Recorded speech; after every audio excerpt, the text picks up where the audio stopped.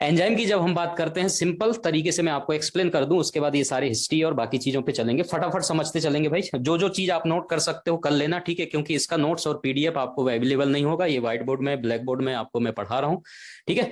तो ये जो है सारी चीजें जो है हमने मेंशन किया हुआ है, आप बाद में भी इसका नोट्स बना सकते हैं, ठीक है, वीडियो रोक करके देख करके ये सारी चीजें जितनी चीजें हमने मेंशन की है। सिंपल समझो भाई, एंजाइम का फंक्शन आपने 12वीं 10वीं में पढ़ा है, बहुत आसान है। सिंपल क्या होता है, देखो उदाहरण के तौर पे समझो, ये हमारा रास्ता है, ये मेरा पहाड़ है, ठीक है, पहाड़ आ गया, मुझे यहां से जो है यहां तक जाना है, ये मेरा मंजिल है, ठीक।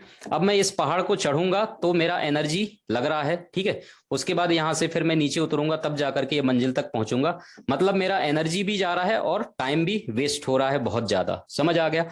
तो इस जो ये पहाड़ चढ़ करके और मैं ये मंजिल तक पहुंच रहा हूं, ठीक है, तो यहां तक बीच में मेरे को एक दोस्त मिल गया, दोस्त बोलता है यार मैं आपको शॉर्टकट रास्ता बताऊंगा जिससे कि आप मंजिल तक आसानी से पहुंच सकते हो। यहां से मेरे को दोस्त मिल गया, यहां से जो है वो सीधे मेरे को शॉर्टकट रास्ता बता दिया और मैं अपने मंजिल तक आराम से पहुंच गया। अब मेरे पास एनर्जी भी बच गया, ठीक है, और क्या भी बच गया भाई, मेरा टाइम भी बच गया, एनर्जी और टाइम दोनों जो है मेरा साथ में ही बच गया। तो इसको जो है हम बोल देते हैं क्या, एंजाइम। सिंपल भाषा में इसको हम बोल देते हैं एंजाइम।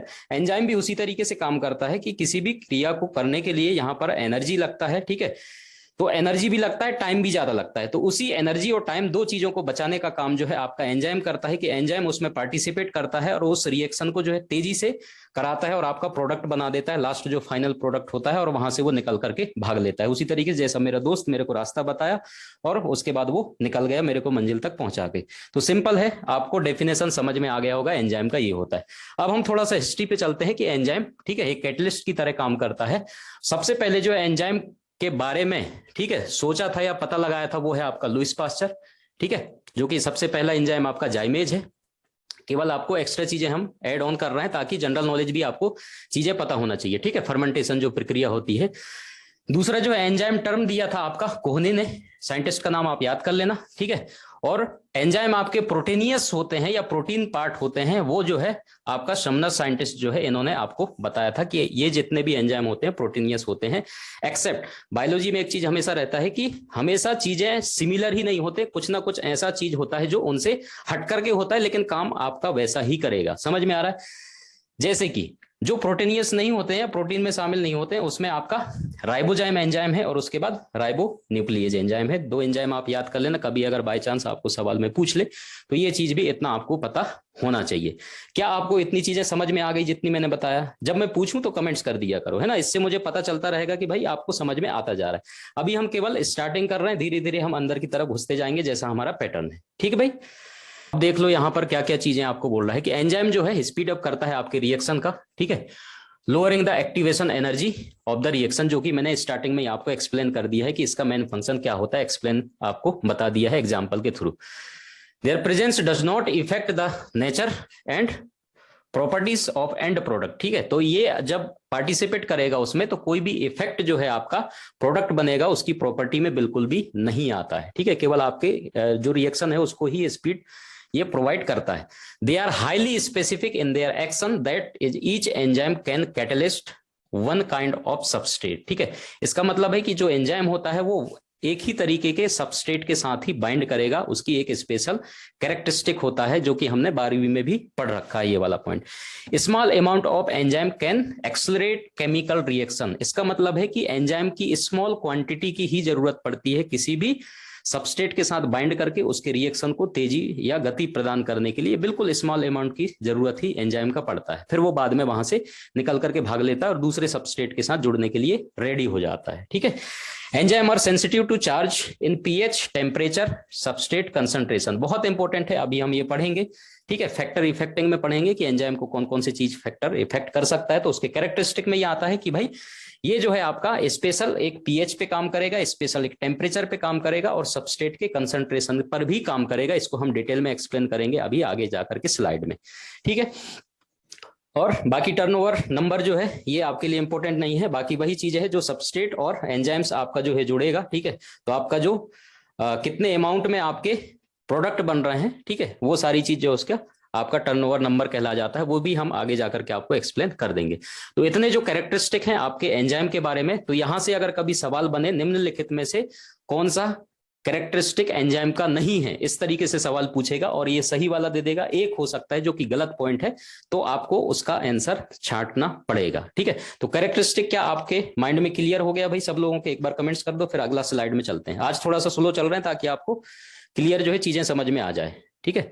जो ग्राफ है इसके माध्यम से हम समझेंगे वही चीज जो हमने आपको एक्सप्लेन कर दिया है, ठीक है। ग्राफ को जब आप समझोगे, देखो ध्यान से देखना, पोटेंशियल एनर्जी, ठीक है, जहां से स्टार्ट होगा, मतलब कोई भी प्रोडक्ट जब बन रहा है, ठीक है, हमने जो है बायोमोलिक्यूल्स या जो भी चीजें पढ़ रहे हैं वहां तोड़ने और जोड़ने दो ही चीज का काम हो रहा है, ठीक है। तोड़ना जोड़ना, तोड़ना जोड़ना, यही काम हो रहा है और कोई दूसरा काम हो ही नहीं रहा है। तो यहां जो पोटेंशियल एनर्जी, जहां से प्रोडक्ट किसी भी रिएक्शन को स्टार्ट होने के लिए एनर्जी जो लग रहा है, ठीक है, तो यहां से पोटेंशियल एनर्जी उसको बोल देंगे। और लास्ट जो जहां मैक्सिमम आपका ऑप्टिमम, ठीक है, जहां तक पहुंचने में, ये जो है आपका ट्रांजिशनल स्टेट कहलाता है। ये कौन सा स्टेट कहलाता है? ये ट्रांजिशनल स्टेट कहलाता है, जहां आपका मैक्सिमम जो है रिएक्शन होगा, ठीक है। मैक्सिमम रिएक्शन कहां पर होगा? आपका ट्रांजिशन स्टेट पे होगा, मतलब यहां पर आपका सबसे ज्यादा जो है रिएक्शन का पॉइंट होगा। उसके बाद जो है रिएक्शन आपका धीरे धीरे नीचे जाएगा और आपका लास्ट जो है एंड प्रोडक्ट बन जाएगा। तो आपका एनर्जी जो है यहां पर भी लग रहा है और यहां तक पहुंचने में भी आपका एनर्जी खर्च हो रहा है।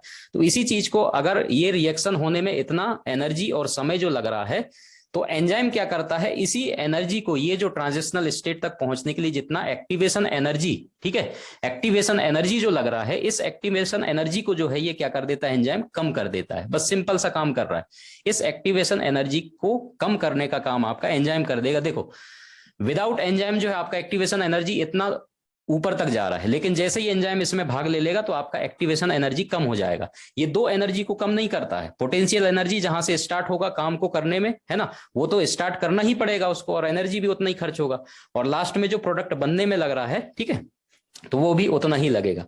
तो ये जो है मेन जो है ऊपर ऊपर से आपका एंजाइम जिस तरीके से फंक्शन कर रहा है प्रोसेस को, रिएक्शन को आगे बढ़ाने के लिए, तो मेन फंक्शन यही है। जो मैंने पहाड़ चढ़ने वाला एग्जांपल आपको दे दिया था मेरे ख्याल से, उससे आपको क्लियर हो गया होगा ये ग्राफ भी, ठीक है। तो ग्राफ से ज्यादा वैसे सवाल वगैरह बनता नहीं है। तो वही चीज है कि सबस्ट्रेट आपका ए और बी एंजाइम, ठीक है, ये सब चीजें जोड़ता है और आपका लास्ट जो है फाइनल प्रोडक्ट बन जाता है। अभी डिटेल में हम उसको भी समझेंगे। आगे स्लाइड देख लेते हैं क्या चीजें। अब देखो सबसे ज्यादा एक जनरल नॉलेज जो है मैं बता देता हूं, ठीक है। जनरल नॉलेज देखो समझ लो, इसके द्वारा मैं समझा देता हूं कि एंजाइम का महत्व कितना है। ध्यान से सुन लो इसको, ठीक है। एंजाइम का कीमत आपको पता चल जाएगा इस एग्जांपल के थ्रू कि सबसे ज्यादा, ठीक है, स्पीड में जो रिएक्शन करने वाला एंजाइम होता है वो कार्बोनिक एनहाइड्रेट, ये वाला जो एंजाइम दिख रहा है, ठीक है, जो आरबीसी में आपका रिएक्शन होता है, ठीक है, आरबीसी में जो आपका रिएक्शन होता है CO2+H2 वाला, और आपका फाइनल प्रोडक्ट जो है ये बन रहा है, ठीक है। अब इसके एग्जांपल के थ्रू समझना ध्यान से, होता क्या है देखो, विदाउट एंजाइम अगर जब रिएक्शन होगा तो आपका 1 घंटे में 200 मॉलिक्यूल बनेंगे। केवल कितने बनेंगे? 200 मॉलिक्यूल बनेंगे। उसी जगह अगर ये कार्बोनिक एनहाइड्रेज एंजाइम अगर उसमें रिएक्शन में पार्टिसिपेट कर लिया तो 1 मिनट में 36 मिलियन, कितने? 36 मिलियन। अब आप खुद दिमाग लगा लो, मॉलिक्यूल्स बन जाते हैं। अब खुद दिमाग आप लगा लो कि 1 घंटे में कहां बिना एंजाइम के 200 मॉलिक्यूल केवल बन रहे थे, लेकिन 1 मिनट के अंदर जैसे ही एक कार्बोनिक एनहाइड्रेज एंजाइम आ गया तो 1 मिनट के अंदर आपका 36 मिलियन मॉलिक्यूल्स बन जाते हैं। तो सोचो इस एंजाइम की या किसी भी आपके बॉडी में रिएक्शन को करने के लिए एंजाइम का वैल्यू कितना हो सकता है। क्या आपको इतनी बातें समझ में आ गई? मोटे मोटे तौर पर क्या एंजाइम के बारे में इतनी मोटी बातें आपको जो है छोटी छोटी चीजें क्या समझ में आ गया? एंजाइम आखिर हम पढ़ क्यों रहे हैं, उसकी वैल्यू क्या है, उसका कीमत क्या है, ठीक है। हाँ, अब आपको समझ में आ गया होगा। अब हम चलते हैं धीरे धीरे आगे भाई, ठीक है। हमारा कॉन्सेप्ट क्लियर कराने का मतलब ये था कि आगे की चीजें आपको आसानी से समझ में आ जाए, इसलिए हमने कॉन्सेप्ट को आपको क्लियर करा दिया भाई। अब देखो, अब जो है मुद्दे की बात करते हैं। देखो अब मुद्दे की बात करते हैं। आपने जो है लॉक एंड की जो है थ्योरी पढ़ा होगा, बहुत बार पढ़ा होगा, अच्छे से पढ़ा होगा। एक्चुअली वो होता क्या है, वो कहता ये है कि साइंटिस्ट जो है वो क्या कहता है कि भाई एक ताले से एक स्पेसिफिक चाबी के माध्यम से ही वो ताला खुल सकता है, क्योंकि उसके खांचे जो है मैच करते हैं। इतना ही बोल रहा है, ठीक है। लेकिन यहां पर एक और थ्योरी है जो कि इंड्यूस्ड फिट मैकेनिज्म एक थ्योरी होता है, ठीक है, जो कि एनसीईआरटी में आपको दे रखा है। ये क्या कहता है, अगर इस साइंटिस्ट के आधार पे या इस थ्योरी के आधार पे लॉक एंड की अगर थ्योरी आप पढ़ते हो तो इसके आधार पे समझो, इस पिक्चर के माध्यम से मैं समझाते चल रहा हूं आपको होता क्या है इसके माध्यम से। देखो, ये एक आपका एंजाइम है, ठीक है, ये आपका एंजाइम है, इसका आपको जो है शेप दिख रहा होगा, ठीक। ये आपको एक्टिव साइट बोला जाता है, जहां आपका सबस्ट्रेट आके बाइंड होगा। तो ये सबस्ट्रेट का शेप आपको इसमें फिट होने लायक दिख रहा है, मतलब यहां आकर के ये फिट हो जाएगा और आपका जो है फाइनल क्या बन जाएगा, एंजाइम सबस्ट्रेट कॉम्प्लेक्स बन जाएगा, ठीक है, एंजाइम सबस्ट्रेट कॉम्प्लेक्स बन जाएगा। लेकिन अगर ये सबस्ट्रेट आपका एंजाइम का साइज के हिसाब से या शेप के हिसाब से, जो ताला कुंजी बोल रहा है उसके हिसाब से, तो इसके आकार का दूसरा भी तो कोई चीज हो सकता है जो इसके साथ आकर के बाइंड हो सकता है ना, बिल्कुल हो सकता है, आकर के बाइंड हो सकता है, आराम से हो तो जाएगा, लेकिन उसके अंदर रिएक्शन नहीं होगा और आपका एंजाइम सबस्ट्रेट का कॉम्प्लेक्स जो है बनना होगा प्रोडक्ट, वो नहीं बनेगा, ठीक है। इसका मतलब लॉक एंड की का थ्योरी जो बोल रहा है कि स्पेसिफिक ताले के लिए स्पेसिफिक चाबी का ही इस्तेमाल करते हैं, अभी जाकर के उसको भी हम समझेंगे कि बाकी चीजें भी हो सकता है, ऐसा नहीं है कि जो ये बोल रहा है वही सही है, ठीक है। अब देखो, हमारा एंजाइम और सबस्ट्रेट कॉम्प्लेक्स तो बन गया, आगे जाकर के क्या होता है, उसमें आपका प्रोडक्ट बन जाता है, प्रोडक्ट का शेप अलग हो जाता है और एंजाइम का भी शेप अलग हो जाता है। तो अब एंजाइम को वहां से निकलना पड़ेगा, हटना पड़ेगा, क्योंकि आपका प्रोडक्ट बन करके तैयार हो गया, प्रोडक्ट आपका बन गया, एंजाइम वहां से निकल करके बाहर हो जाएगा और एंजाइम दूसरे सबस्ट्रेट से बाइंड होने के लिए रेडी हो जाएगा। इसलिए जो है स्मॉल अमाउंट में एंजाइम की रिक्वायरमेंट होती है आपके किसी भी रिएक्शन में पार्टिसिपेट या रिएक्शन को काम करने के लिए, ठीक है। इतनी बातें जब आपको लॉक एंड की थ्योरी अगर आपको समझ में आ गया, तो मैं आपको इंड्यूस्ड फिट मैकेनिज्म को समझा देता हूं, ये होता क्या है। देखो, कभी अगर डीप में जाकर के कोई एग्जामिनर सवाल पूछ भी ले तो आपको पता भी होना चाहिए इसके बारे में। ये क्या कहता है, लॉक एंड की थ्योरी बोल दिया कि भाई स्पेसिफिक शेप एंड साइज जो है बना रहता है और उसी में जाकर के वो बाइंड होता है। लेकिन ये क्या कहता है कि जो सबस्ट्रेट होता है, सबस्ट्रेट का शेप इस तरीके से है, तो ये सबस्ट्रेट जब एंजाइम के पास जाएगा बाइंड होने के लिए, तो इस एंजाइम को इंड्यूस करता है, उसी के माध्यम से इंड्यूस, सब उसको इंड्यूस करता है साइज को चेंज करने के लिए, और ये सबस्ट्रेट जाएगा एंजाइम के पास और एंजाइम जो है अपना शेप चेंज करेगा इस स्पेसिफिक सबस्ट्रेट के लिए कि भाई आ जाओ, आप मेरे साथ बाइंड हो जाओ। और जब ये बाइंड हो जाएगा, ठीक है, कैटालिटिक जो है यहाँ पर ग्रुप होता है, अगर ये मैच किया इसके साथ तो कैटालिटिक जो है कैटेलाइज्ड होगा और आपका जो है फाइनल रिएक्शन चालू हो जाएगा, ठीक है। तो ये जो है आपका कौन कह रहा है, इंड्यूस्ड फिट मैकेनिज्म कह रहा है। अगर इसका कैटालिटिक जो आपका ग्रुप है ये अगर मैच नहीं करेगा, तो भले इसके साथ आकर के ये बाइंड जरूर हो गया, लेकिन आपका जो सबस्ट्रेट और एंजाइम है उसका अगर आपका फाइनल जो प्रोडक्ट बनना रहेगा वो बनेगा भी नहीं, ठीक है, और आपका ये अलग हो जाएगा और आपका एंजाइम जो है रीयूज होने के लिए दोबारा से तैयार हो जाएगा। तो इस थ्योरी के माध्यम से ये क्या कह रहा है कि एंजाइम और सबस्ट्रेट पहले से जो है एक शेप और साइज में नहीं रहते हैं, बल्कि आपका सबस्ट्रेट आता है एंजाइम के पास और उसको इंड्यूस करता है कि आप मेरे साथ बाइंड हो सकते हो, और अपना आकार जो है उसके हिसाब से ये परिवर्तन कर लेता है और रिएक्शन को आगे बढ़ाता है, ठीक है। बाकी लॉक एंड की थ्योरी तो आपको बिल्कुल आसान है समझने में, सिंपल है, ठीक है। तो इसी का जो है थोड़ा इसने किया था, बाकी दोनों चीजें सही भी हैं और थोड़ा कुछ पूरी बातें जो है लॉक एंड की थ्योरी जो है नहीं बताता। अगर कोई क्वेश्चन किसी ने कर दिया इसके बारे में तो पूरी बातें ये एक्सप्लेन नहीं कर पाता, लेकिन आपका इंड्यूस्ड फिट मैकेनिज्म जो है वो बाकी पूरे बातों को एंजाइम के बारे में डिटेल में एक्सप्लेन करके दे देता है, इसलिए जो है इसको समझना बहुत आसान हो जाता है। तो लॉक एंड की थ्योरी और ये दोनों चीजों में क्या आपको इतनी बातें समझ में आ गई भाई, क्या क्या चीजें हो रहा है? सिंपल है, यहां पर एंजाइम है, ये आपका एक्टिव साइट है, यहां पर सबस्ट्रेट आके बाइंड होगा तो आपका एंजाइम सबस्ट्रेट कॉम्प्लेक्स बनेगा, आपका प्रोडक्ट बन जाएगा, प्रोडक्ट का साइज अलग होगा, एंजाइम का साइज अलग होगा, प्रोडक्ट आपका और एंजाइम जो है अलग हो जाएगा, ठीक है। एंजाइम आपका फ्री हो गया, अपना काम किया एंजाइम और वहां से फ्री हो गया, जब फ्री हो गया तो एंजाइम दूसरे सबस्ट्रेट के लिए बाइंड होने के लिए तैयार हो जाता है, ठीक है, और ये कॉम्प्लेक्स तैयार हो जाता है आपका। तो इस तरह तरीके से जो आपका लॉक एंड की काम करता है, ठीक है। इसको हम बोल देते हैं इनहिबिटर। हाँ, अब यहां समझ लो एक चीज और, इसी साइज का या इसी शेप का आपका दूसरा एक प्रोडक्ट कोई भी चीज हो सकता है जो आकर के इसमें बाइंड हो सकता है, ठीक है। और वो क्या करेगा, अभी जाकर के हम इनहिबिटर भी पढ़ेंगे, लेकिन यही वो चीज को मैं बता देता हूं आपको। तो अगर ये सबस्ट्रेट आकर के इस एंजाइम के साथ बाइंड नहीं हो पाया तो दूसरा चीज आकर के इसके साथ बाइंड हो गया। देखो, ये मैंने आपको इस तरीके से बना करके दिया है, ये आकर के इसके साथ बाइंड हो जाएगा।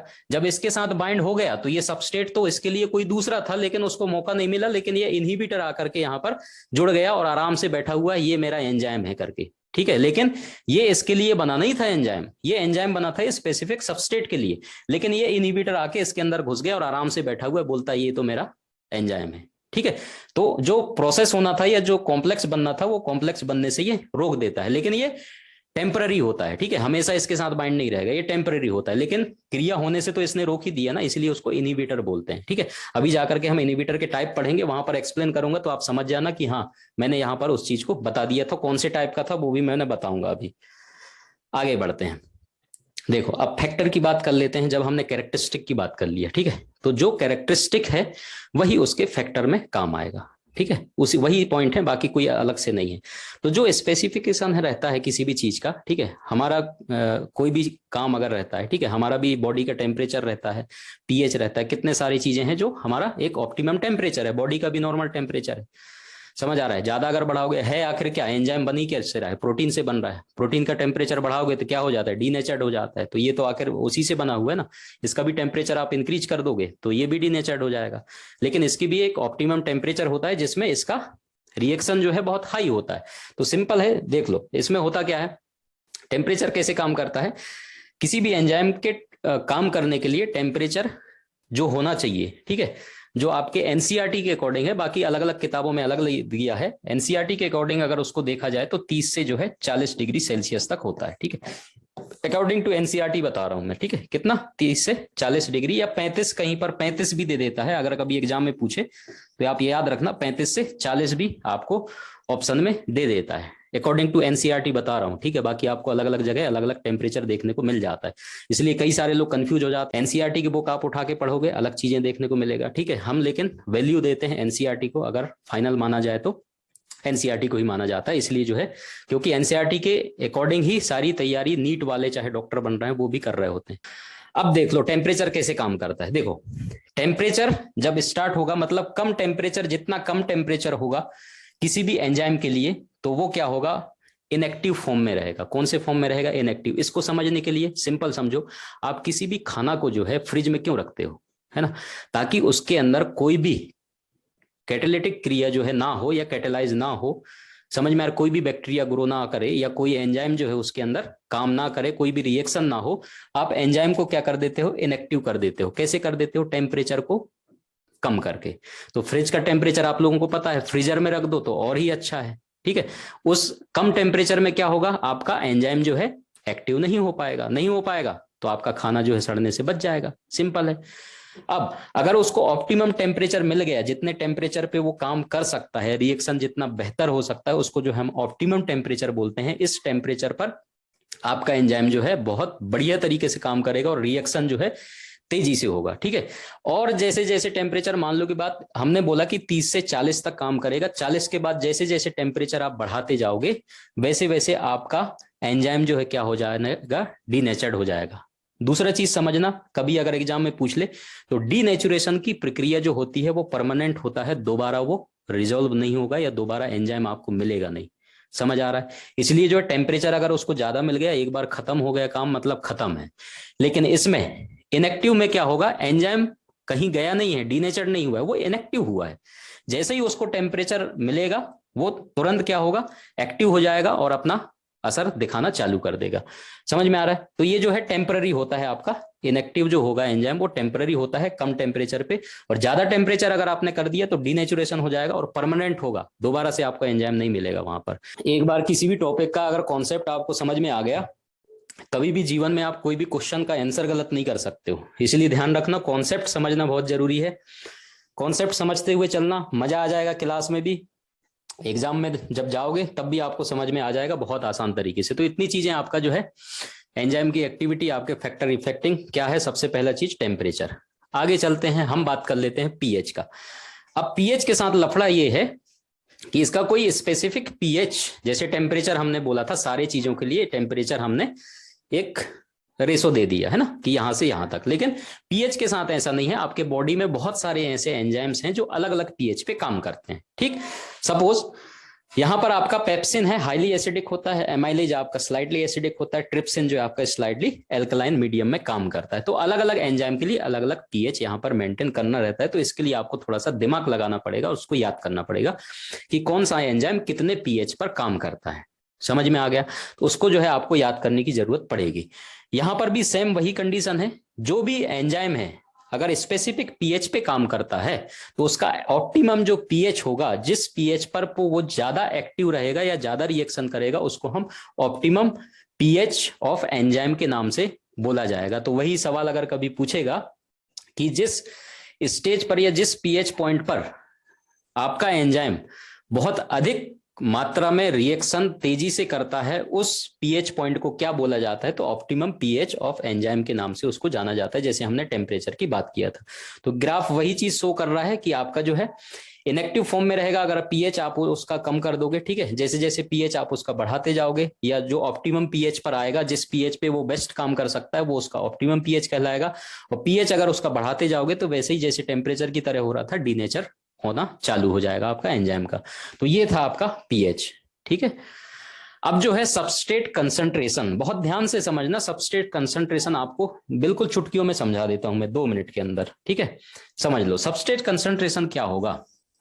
ये कोई चीज है, ठीक है, इसके अंदर जो है मैंने यहां पर एंजाइम है, ठीक है। इस तरीके से मैं बना देता हूं जल्दी फटाफट, एंजाइम अलग अलग, ठीक है। इसका कोई सेफ है इस तरीके से, ठीक है। अब देखो ये सारे मेरे क्या हैं? एंजाइम है, ठीक है, एंजाइम है। अब मैं यहां पर जो है इनकी क्वांटिटी मान के चलता हूं 100 ml मान के चलता हूं, ठीक है, 100 ml मान के चलता हूं। अब जब मैं यहां से सबस्ट्रेट ऐड कर रहा हूं, सबस्ट्रेट ऐड किया मैंने 20 ml, ठीक है। नंबर में भी कर सकते हो या फिर आप ml में मान सकते हो, मैं नंबर में चल रहा हूं। चलो मेरे पास 100 एंजाइम है, ठीक है। मैंने 100 सबस्ट्रेट जो है यहाँ, सॉरी 20 सबस्ट्रेट जो है मैंने ऐड कर दिया। तो 20 सबस्ट्रेट ऐड किया है, तो बाकी अभी आपके पास 80 जो है क्या है? एंजाइम आपके पास बाकी है रिएक्शन करने के लिए। 20 के साथ ही रिएक्शन कर देगा। अब धीरे धीरे आप इसमें ऐड करते जाओ। आपने 100 तक कर दिया, तो 100 तक कर दिया तो सारे के सारे एंजाइम और सबस्ट्रेट जो है आपस में बाइंड हो जाएंगे। सबसे ज्यादा मात्रा में रिएक्शन जो है आपका चालू हो जाएगा जब बराबर मात्रा में हो जाएगा। आपने और सबस्ट्रेट ऐड कर दिया 100 से ज्यादा, आपने जो 150 सबस्ट्रेट ऐड कर दिया, तो इससे कोई फर्क पड़ेगा? नहीं पड़ेगा। क्यों नहीं पड़ेगा? क्योंकि जितने आपके पास 100 एंजाइम थे, आपने 100 डाल दिया और ऊपर से 150 डाल रहे हो, है ना। होना तो कुछ नहीं है, लेकिन आपका जो रिएक्शन का दर है वो स्टेशनरी हो जाएगा, मतलब रुक जाएगा बराबर मात्रा में, ठीक है। ना तो बढ़ेगा ना तो घटेगा, सिंपल है। तो इस तरीके से जो है सबस्ट्रेट का कंसंट्रेशन इस तरीके से काम करता है, मतलब जितने एंजाइम होंगे उतना ही ना रिएक्शन करेगा। आप ज्यादा सबस्ट्रेट डाल करके भी क्रिया को आप बढ़ा नहीं सकते हो। समझ में आ रहा है? क्यों नहीं बढ़ा सकते? क्योंकि उतना ही आपके पास क्या है, आपको रिएक्शन करने के लिए एंजाइम उतने ही मात्रा में है, इसलिए बढ़ाओगे तब भी कोई मतलब है नहीं। वो आपका जो रिएक्शन का दर है वो रुक जाएगा, स्ट्रेट हो जाएगा इस तरीके से। तो यही ग्राफ जो है यहां पर आपको देखने को मिल रहा है, ठीक है। वेलोसिटी ऑफ रिएक्शन जो है वी मैक्स है ना, सबसे ज्यादा जो मैक्सिमम होगा जब जितनी मात्रा में एंजाइम है उतना आपने सबस्ट्रेट डाला, तो सबसे ज्यादा मात्रा में जो है रिएक्शन वहां पर देखने को आपको मिलेगा। लेकिन और सबस्ट्रेट आपने ऐड कर दिया तो कोई फायदा है नहीं, क्योंकि एंजाइम वहां फ्री है नहीं। जब तक प्रोडक्ट बनेगा, है ना, एंजाइम फ्री होगा, तब जाकर के ही आपका क्या है, दूसरा एंजाइम सबस्ट्रेट जो है उस एंजाइम के साथ बाइंड होने के लिए रेडी होगा। तो ये है आपका क्या, सबस्ट्रेट कंसंट्रेशन। तो इस तरीके से ये काम करता है आपका सबस्ट्रेट कंसंट्रेशन। अगला जो है आपका कौन सा है, प्रोडक्ट कंसंट्रेशन। देखो सबस्ट्रेट कंसंट्रेशन हमने पढ़ लिया कि भाई एंजाइम जितनी मात्रा में है सबस्ट्रेट उतना डालोगे तब तो रिएक्शन अच्छे से देखने को मिलेगा। एक्स्ट्रा डाल रहे हो तो वो स्टेबल हो जाएगा, बढ़ेगा नहीं, क्योंकि एंजाइम उनको मिलना नहीं है तो रिएक्शन नहीं होगा। अब प्रोडक्ट कंसंट्रेशन क्या है, इसको ध्यान से समझना। प्रोडक्ट कंसंट्रेशन क्या है, इसको ध्यान से समझते चलना भाई। बहुत बहुत आसान तरीके से मैं समझा रहा हूं। देखो ये आपका एंजाइम है, ठीक है। आज ज्यादा देर तक क्लास चले कोई दिक्कत नहीं है, लेकिन आज एंजाइम आपको समझ में आना चाहिए। ये आपका एंजाइम है, ठीक। यहां पर कोई सबस्ट्रेट आया और ये सबस्ट्रेट जो है यहां पर एंजाइम के साथ बाइंड हो गया, ठीक है, एक्टिव साइड में आकर के बाइंड हो गया। और उसके बाद जो है आपका बहुत सारा प्रोडक्ट बन गया, ठीक है, बहुत सारे प्रोडक्ट बन गए। इस तरीके से जो है बहुत सारे प्रोडक्ट बन गए। जो एक्सेस प्रोडक्ट बन गए हैं, बहुत ज्यादा मात्रा में जो एक्सेस प्रोडक्ट बन गए हैं, अब ये प्रोडक्ट क्या करेंगे, इसके दूसरे साइड एक जो साइट है इसको बोलते हैं एलोस्टेरिक साइट। ये पीछे आप देख रहे होगे। तो एक्सेस मात्रा में जितने प्रोडक्ट बन गए हैं वो प्रोडक्ट क्या करते हैं, इस एंजाइम के इस एलोस्टेरिक साइट में आकर के जुड़ने लगते हैं, ठीक है। जब यहां पर आकर के जुड़ेंगे तो ये जो एंजाइम है इसका साइज क्या हो जाता है, चेंज हो जाता है। जब इसका साइज चेंज हो जाएगा तो दूसरा सबस्ट्रेट आकर के यहां पर बाइंड नहीं हो पाएगा। ठीक है, सिंपल है। मतलब ज्यादा मात्रा में अगर आपके प्रोडक्ट बनते जाएंगे तो दूसरा ये प्रोडक्ट जो है आकर के दूसरे तरफ से क्या है, एलोस्टेरिक साइट होता है, यहां जाकर के बाइंड हो जाएगा और इस एंजाइम का ये जो सेफ होता है उसको चेंज कर देता है। जब चेंज कर देगा तो सबस्ट्रेट आकर के दूसरा इसके साथ बाइंड नहीं हो पाता है। ठीक है, bind to allosteric site, change shape and active site. Active site का शेप जो है ये चेंज कर देता है। अलग से मैंने डायग्राम नहीं बनाया, यहीं पर आप समझ लो। ठीक है, और क्या हो जाएगा, आपका सबस्ट्रेट जो है बाइंड होने के लिए वहां पर कोई मिलेगा नहीं और रिएक्शन आपका क्या हो जाएगा, स्टॉप हो जाएगा। तो इस तरीके से जो है आपका प्रोडक्ट का कंसंट्रेशन काम करता है। अगर ज्यादा मात्रा में प्रोडक्ट आपका बन गया तो आपका रिएक्शन रुक जाएगा। क्यों? क्योंकि ये प्रोडक्ट जो है आपके आकर के यहाँ पर एलोस्टेरिक साइड में आकर के जुड़ते जा रहे हैं और आपका एंजाइम का शेप चेंज कर दे रहा है। जब चेंज कर देगा तो सबस्ट्रेट दूसरा जुड़ने के लिए यहाँ पर ऑप्शन ही नहीं बचेगा। तो इस तरीके से जो है आपका प्रोडक्ट कंसंट्रेशन काम करता है। अब देख लो इनहिबिटर, है ना, इनहिबिटर से सवाल बनते हैं। बाकी सवाल तो बहुत सारी चीजों से बनते हैं। एंजाइम के कैरेक्टरिस्टिक आपको पता होना चाहिए, इनहिबिटर क्या होते हैं वो आपको पता होना चाहिए, और सबसे इंपॉर्टेंट चीज एंजाइम जो आपके बॉडी के अंदर काम कर रहे हैं वो एंजाइम आपको पता होना चाहिए, वहीं से सवाल बनते हैं। ठीक है, अभी जब एमसीक्यूज देखोगे तो आपको समझ में आएगा। अब देखो इनहिबिटर क्या होते हैं, सिंपल हमने बात किया था कि वो आपके रिएक्शन को क्या कर देंगे, स्टॉप कर देंगे, उसको हम इनहिबिटर बोलते हैं। इनहिबिटर तीन तरीके के हैं, एक कॉम्पिटिटिव। कॉम्पिटिटिव हमने फर्स्ट में ही बात किया था कि आपका ये क्या है, एक एंजाइम है, ठीक है, और यहां पर एक सबस्ट्रेट है जो कि इसी आकार का है, जो कि तैयार बैठा है इससे जुड़ने के लिए। ये सबस्ट्रेट है, ये एंजाइम है, ठीक है, लेकिन इसी सबस्ट्रेट के आकार का कोई दूसरा यहां पर प्रोडक्ट तैयार बैठा हुआ है और सबस्ट्रेट ना जुड़ करके ये आकर के इसके साथ जुड़ करके यहां पर बैठ गया और बोलता है कि ये मेरा एंजाइम है, और आराम से कॉम्पिटिट करके यहां पर आकर के बैठा हुआ है। तो ये सबस्ट्रेट भाई साहब बेचारा बाहर से देख रहा है, ये कुछ रिएक्शन कर ही नहीं पा रहा है। ठीक है, तो इसको हम बोल देते हैं सिंपल कॉम्पिटिटिव आपका इनहिबिटर। ठीक है भाई। नॉन कॉम्पिटिटिव इनहिबिटर क्या होते हैं, अभी हमने बोला था कि stop the reaction by the destroy enzyme.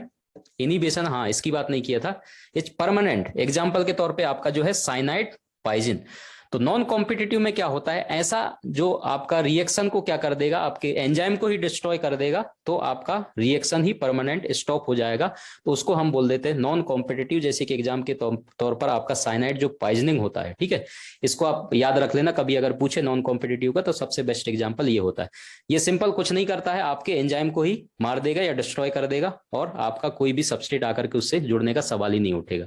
अगला जो है आपका एलोस्टेरिक। एलोस्टेरिक हमने पिछली स्लाइड में आपको बताया था, कौन सा, ये वाला, है ना। इसमें क्या होता है, आपका प्रोडक्ट जो है आकर के एलोस्टेरिक साइट में आकर के जुड़ जाता है और आपके एंजाइम का साइज को जो है क्या कर देता है, बदल देता है। तो आपका सबस्ट्रेट आकर के कंफ्यूज रहता है, उसका साइज उसको मिलता नहीं है, मैच होता नहीं है और आकर के बाइंड नहीं हो पाता। तो ये भी इस तरीके से इनहिबिटर का काम करता है। ठीक है, एक्सेस प्रोडक्ट बन जाता है। एक्सेस प्रोडक्ट हमने देखा था will act as an inhibitor, है ना, और वो क्या करता है, एक्सेस प्रोडक्ट जो बन रहे हैं वो इनहिबिटर की तरह काम करने लगता है और आपके एंजाइम के पिछले आपके किसमें, एलोस्टेरिक साइट में आकर के जुड़ जाता है और उसका शेप को चेंज कर देता है। तो वहां जाकर के वो दूसरा सबस्ट्रेट आकर के जुड़ ही नहीं पाएगा एंजाइम से। तो सिंपल है, ये भी इनहिबिटर की तरह काम कर देगा। तो तीन तरीके के इनहिबिटर है, ये तीनों के तीनों जो है आप अच्छे से समझ लेना और याद कर लेना। क्या आपको तीनों इनहिबिटर क्लियर हो गया भाई? एक बार कमेंट्स कर दो, फिर आगे चलते हैं। Non competitive, non competitive simple है, कुछ नहीं करना है। ये एंजाइम ये क्या कर रहा था, एंजाइम को नुकसान नहीं कर रहा था, लेकिन दूसरा आकर के कॉम्पिटिट करके सबस्ट्रेट की जगह कॉम्पिटिट किया, आकर के बैठ गया एंजाइम के साथ और रियल सबस्ट्रेट को ये जुड़ने ही नहीं दे रहा है और आपको रोक दिया क्रिया को। ठीक है, नॉन कॉम्पिटिटिव क्या कर रहा है, ये एंजाइम को ही डिस्ट्रॉय कर रहा है। एंजाइम को ही डिस्ट्रॉय कर देगा तो रिएक्शन होगा काय का, सिंपल है, इसमें कुछ समझने लायक कुछ है ही नहीं। ठीक है, और इनहिबिशन जो है परमानेंट होता है, इसमें इनहिबिशन परमानेंट नहीं है, ये टेम्पररी है, कभी ना कभी यहां से निकलेगा, क्योंकि इसके साथ कोई रिएक्शन तो होगा नहीं, प्रोडक्ट बनेगा ही नहीं कॉम्पिटिशन में। ठीक है, ये तो आकर के यहाँ पर जुड़ गया है, बैठ गया है। ठीक है, तो ये परमानेंट नहीं है, ये टेम्पररी है। कॉम्पिटिटिव जो है ये टेम्पररी है, हमेशा बैठा नहीं रहेगा। जैसे कि चुनाव में रहता है ना, एक कुर्सी हमेशा इसका नहीं रहता, किसी का भी नहीं रहता। कॉम्पिटिशन में है, थोड़ी देर के लिए जीत गया, आकर के बैठा हुआ है ना, लेकिन हमेशा थोड़ी बैठा रहेगा उस कुर्सी में, निकल के तो जाना ही है उसको, क्योंकि उसके लायक वो मैच खा ही नहीं रहा है। ठीक है ना, कोई प्रोडक्ट बनेगा ना कुछ नहीं बनेगा, लेकिन इसमें ये एंजाइम को ही डिस्ट्रॉय कर दे रहा है परमानेंटली। एंजाइम डिस्ट्रॉय हो जाएगा तो रिएक्शन का चांसेस नहीं है। एलोस्टेरिक हमने समझाई दिया आपको, एक्सेस प्रोडक्ट जितने बन रहे हैं वो एलोस्टेरिक साइड में जाकर के एंजाइम का जुड़ जाएगा, एंजाइम का शेप चेंज कर देता है, चेंज करेगा तो सबस्ट्रेट आकर के जुड़ ही नहीं पाएगा, सिंपल है, इनहिबिशन हो जाएगा। तो ये जो है एंजाइम आपके जैसे कि ऑक्सीडोरिडक्टेज, ट्रांसफरेज, हाइड्रोलेज, लाइएज, आइसोमरेज और लाइगेजेज, ये आपने 12वीं में भी पढ़ा होगा, बहुत आसान है।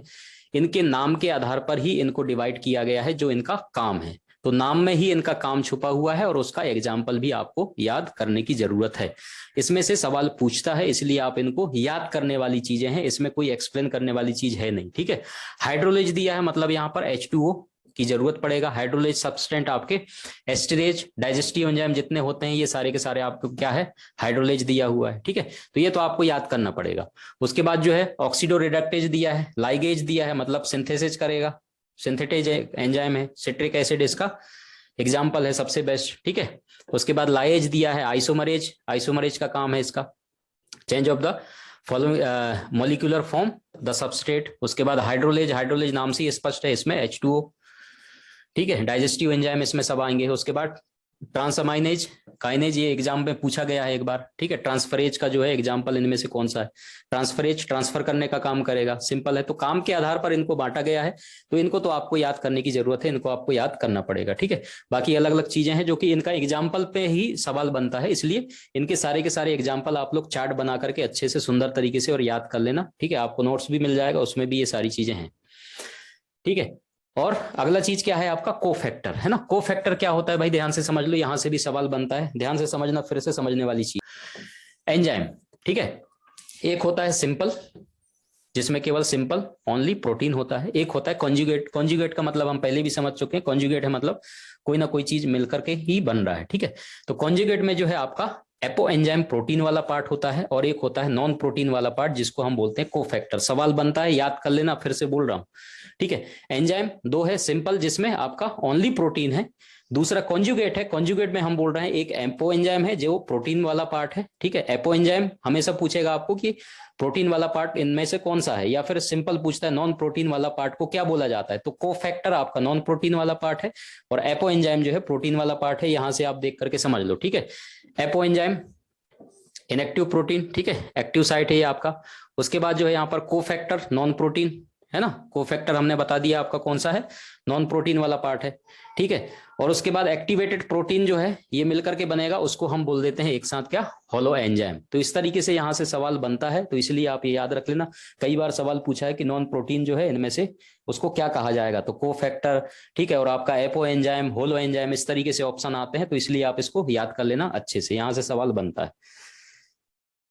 आगे चलते हैं, कोफैक्टर में आपका एक आता है मेटल एसेंशियल, ठीक है, आयंस। उसके बाद एक आता है को एंजाइम जो आपका लूजली बाउंड रहेगा, ज्यादा स्ट्रॉन्ग नहीं रहता है, लेकिन आपका जो प्रोस्थेटिक ग्रुप रहेगा, प्रोस्थेटिक ग्रुप जो है टाइटली बाउंड होता है, और ये दोनों के दोनों जो है ऑर्गेनिक कंपाउंड होते हैं।